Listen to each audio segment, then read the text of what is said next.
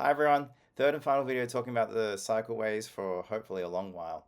The Todman Avenue Kensington Cycleway with a few changes is probably the least bad option. Let's start by asking this. If you live in Waterloo or Zetland, how are you going to get to UNSW?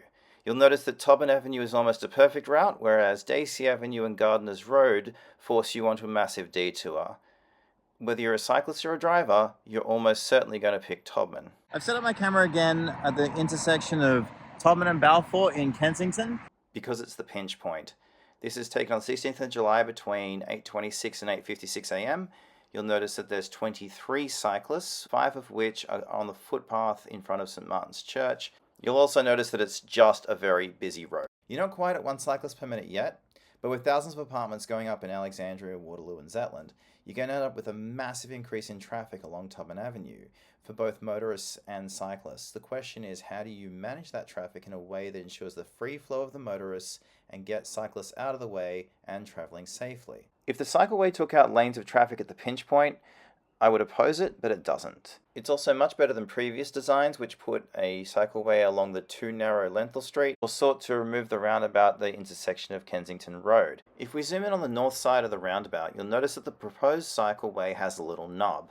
This enables a motorist to get through the roundabout and then navigate the pedestrian crossing and the cycleway separately. The change we need to make is that we need to add a nub to Brompton Road, which has 500 dwellings, and Gloucester Place, which has about 200 dwellings. I'd also revise the design to not lose so much of a right-hand turn lane around Kensington Public School, because that gets very congested around pick-up and drop-off times. The proposal also offsets parking loss on Todman by making the side streets of Carminia, Baker, and Balfour rear-to-curb parking. I can go either way on this. It does mess with the feel of a suburban street by making it rear-to-curb parking, but I'm interested in seeing what people say in the submission. There's still a big issue. How do you get cyclists to actually use the cycleway? You may not know this, but bicycle lanes and bicycle paths are regulated differently. This is a bicycle lane.